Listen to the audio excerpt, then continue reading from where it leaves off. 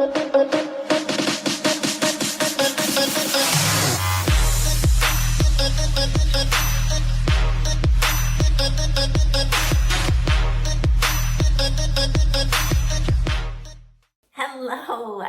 I am so excited to make this video today. I really need to get into making videos more often. However, it's time consuming selling businesses, but this is education and I'm having these conversations already anyways. So my number one question, which I'm sure you probably have right now if you're watching this video, is how do you value a business? Well, there's many things I look at. I wish it was cookie cutter. I wish I could look at different appraisals and say, just like I would for real estate, say, no, this is what we'll sell for. I don't need to look at anything else. Nope, it's not like that, right? It's a very time-consuming and lengthy process of many things we need to look at. But I'm going to give you 3 tips, pointers of the biggest things we look at. Revenue, right? Revenue. It's a big deal. Revenue is a big deal, and it factors into evaluation. So that's important. So keep that in mind. We want that revenue as high as you can possibly get it for the past 3 years.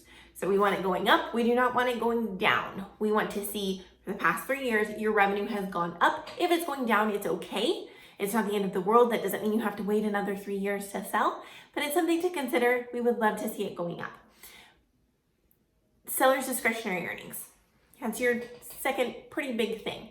So if you're paying yourself $100,000 a year, we want to see that line item. We don't want to see personal expenses or anything else and different line items that we have to add up. We want to see one beautiful line item. Yes, it's not as fun on your taxes. I understand that. But we want to sell the business for as much as you possibly can.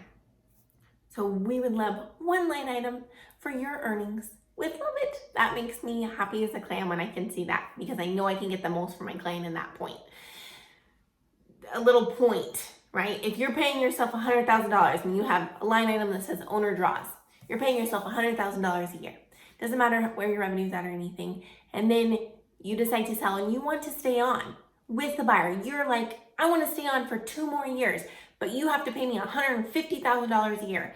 Oh, that's great, right? We want that. However, your EBITDA, which I'll get into now, has now changed. So your business for the buyer is now going to factor in this extra salary and say, oh gosh, that lowers my net income at the end of the year. You know, I need to juggle some things around, and it could affect the value of your business. So something to keep in mind. We want the most. We want you to pay yourself what you would want to continue making after the transition. Third and most important thing with no matter what industry you're in is EBITDA.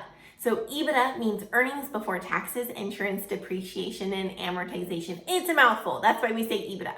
So EBITDA, usually, most times, businesses sell for a multiple of EBITDA.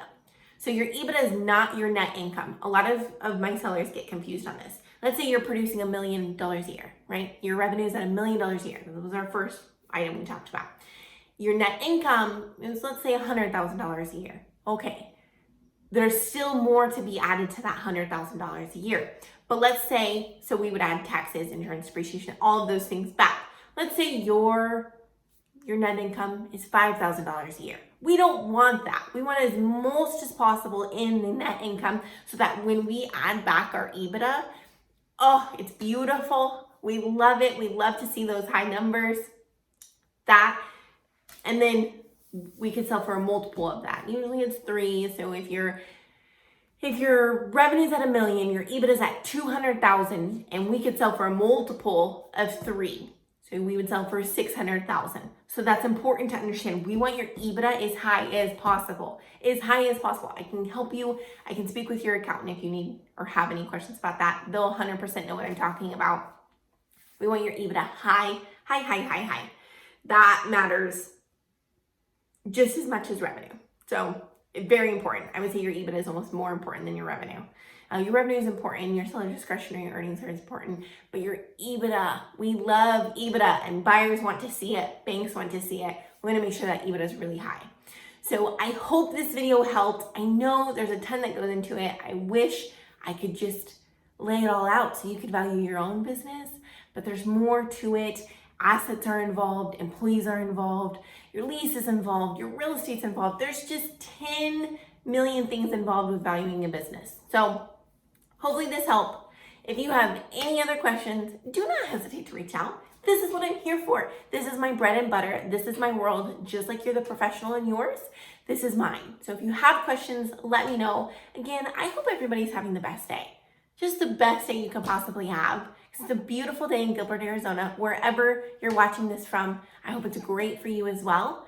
And I'll speak with all of you soon.